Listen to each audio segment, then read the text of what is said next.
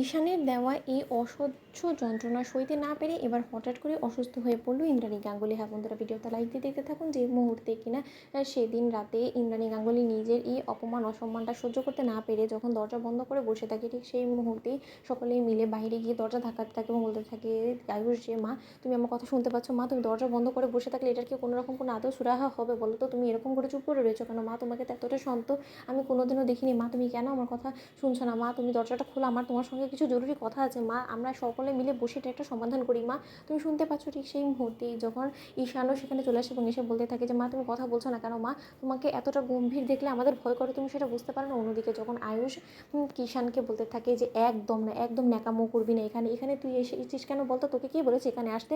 তুই তো চাসই যে মা এই পৃথিবী থেকে চলে যাক। মা যদি কোনো কিছু হয়ে যায় ঈশান, আমি তোকে বলে দিচ্ছি যে এর জন্য আমি তোকে কোনোদিনও ছেড়ে কথা বলবো না এবং কোনোদিন আমি তোকে ক্ষমা করবো না আজ যা তুই কিছু করেছিস। অন্যদিকে যখন ঈশান বলতে থাকে যে ভাইটা তুই আমাকে যতই ভুল বুঝিস না কেন, তুই সেই জিনিসটা কোনো মতেই ডিনাই করতে পারবি না যে মা যেমন তোর মা ঠিক তেমনি মা আমারও মা, তাই মায়ের জন্য আমারও কিন্তু টেনশন হয়। অন্যদিকে যখন রাজ বলতে থাকে যে না তোমার মতন অপদার্থ ছেলের কোনো জায়গা নেই, তুমি আমার চোখের সামনে থেকে এক্ষুনি ঈশান দূর হয়ে যাও, তুমি ভুলে যাও না আজকে তোমার কারণে ইন্দ্রাণীর এতটা অসুবিধা হচ্ছে এবং ইন্দ্রাণী এই পরিমাণে শোকরত হয়েছে যে ওই শোকটা কোনো মতে সহ্য করতে পারছে না এবং এর পরবর্তীতে ইন্দ্রাণী যদি উল্টোপাল্টা কোনো কিছু করে বসে তাহলে কিন্তু তোমাকে আমি এই বাড়ি থেকে জাস্ট ঘাড় ধাক্কা দিয়ে বার করে দেবো, এই কথাটা তুমি মাথায় রেখো। অন্যদিকে যখন ঈশান বলতে থাকে ও মামা তুমি কথা বলছো না কেন, দরজাটা খোলো না, ঠিক সেই মুহূর্তে অবশেষে যখন দরজা ভেঙে আয়ুষ ভেতরে ঢুকে, ঠিক সেই মুহূর্তে ইন্দ্রাণী গাঙ্গুলিকে মাথা ঘোরানো অবস্থায় মেঝেতে পড়ে থাকা দেখে মাত্রই আয়ুষ চিৎকার করে ওঠে এবং বলতে থাকে যে মা তোমার কিচ্ছু হবে না, মা তোমার কী হয়েছে? তুমি এরকম করে মাথা ঘুরে পড়ে গেলে কী করে? মা তুমি শুনতে পাচ্ছ কথা?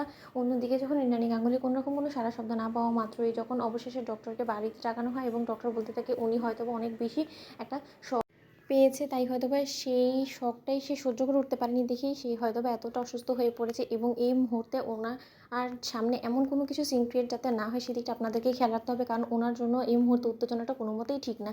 অন্যদিকে ঈশান সেখানে চলে আসে এবং ডক্টরকে বলতে থাকে যে ডক্টর আমার মা ঠিক হয়ে যাবে তো? ঠিক সেই মুহূর্তে ঈশানকে টানতে টানতে ঘর থেকে বাইরে নিয়ে গিয়ে বেধড়ক মারধর করতে থাকে আয়ুষ এবং বলতে থাকে যে আমার মায়ের যদি আজকে কিছু হয়ে যায় ঈশান, সত্যি কথা আমি তোকে জ্যান্ত পুঁতে ফেলবে, কথাটা তুই মাথায় রাখিস। ঠিক সেই মুহূর্তে ঈশানকে বাঁচানোর জন্য সেখানে কুসুম চলে আসে এবং এসে বলতে থাকে যে দোহাই আপনার আয়ুষবাবু, আর আপনি আপনার ভাইকে মারবেন না।